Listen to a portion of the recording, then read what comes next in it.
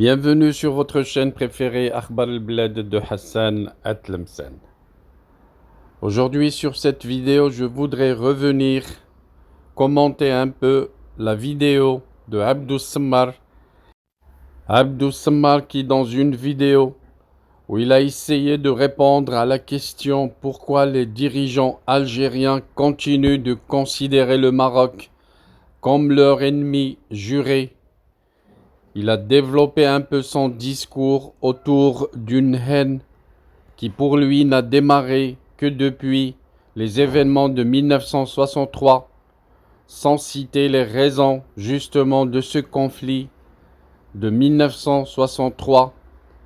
Il a un peu cité, mais d'une façon passagère, sans citer les réalités historiques qui disent que l'Algérie détient un territoire qui ne lui appartient pas, un territoire que la France a voulu remettre au Maroc sous des conditions pour pouvoir continuer à faire des essais nucléaires au Sahara oriental marocain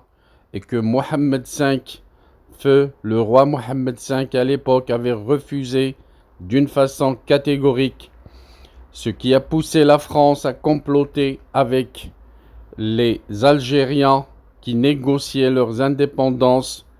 Je dis leurs indépendances parce que l'Algérie n'en a pas eu une seule et en même temps, elle n'a pas eu une seule indépendance. Pour Abdou Sammar, les dirigeants algériens sont convaincus et persuadés que le Maroc est leur éternel ennemi. Pour eux, c'est un ennemi qu'il faut combattre à tout prix, une croyance qui pour lui,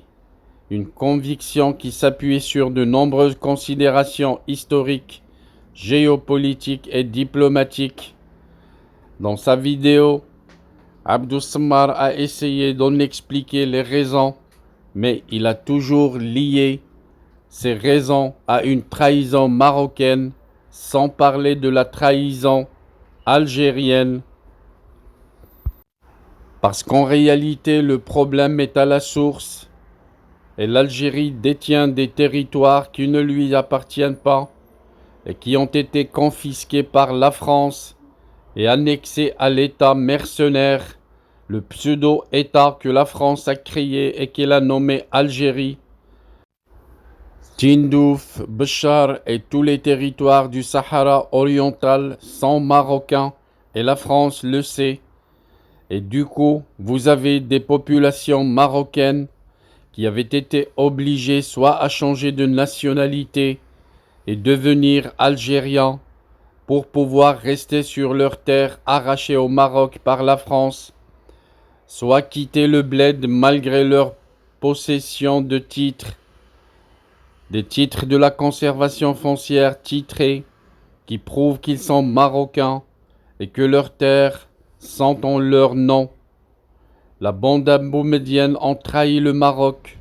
en complotant avec la France qui voulait garder le Sahara oriental pour pouvoir continuer à y faire des essais nucléaires, chose que feu le roi Mohammed V refusait catégoriquement, bien entendu. Le problème donc est encore entre la France et le Maroc. L'Algérie n'y est pour rien, car le territoire réclamé par le Maroc est entre les mains des caporaux qui servent de gardiens au service de la France, qui veut continuer à avoir la main sur ce Sahara. La preuve, c'est que le peuple algérien ne profite pas de ces richesses qui se trouvent au niveau de ce Sahara réclamé par le Maroc. Toutes les richesses exploitées au niveau du Sahara marocain oriental ne profitent pas aux Algériens, ils profitent aux caporaux que la France a mis comme gardiens sur ce territoire. Et c'est ce qui explique justement ces tensions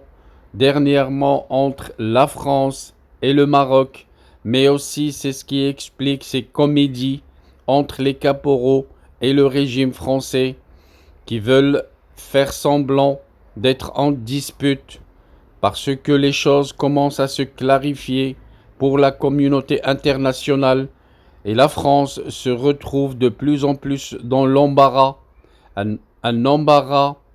qui ne peut être levé que si la France avoue qu'elle a falsifié les frontières et qu'elle a détruit des populations qui ont été obligées d'être soit des Algériens malgré eux, alors qu'ils étaient marocains, et il y a des écritures sur ce sujet, soit à quitter l'Algérie. Ceux qui ont quitté de leur propre gré l'ont fait la veille de l'indépendance du soi-disant pseudo-État de l'Algérie, et ceux qui n'ont pas pu quitter leur terre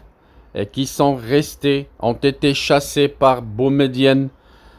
Boumedienne qui avait commis le crime de chasser toutes les personnes d'origine marocaine pour essayer de camoufler l'histoire, pour essayer de falsifier les données,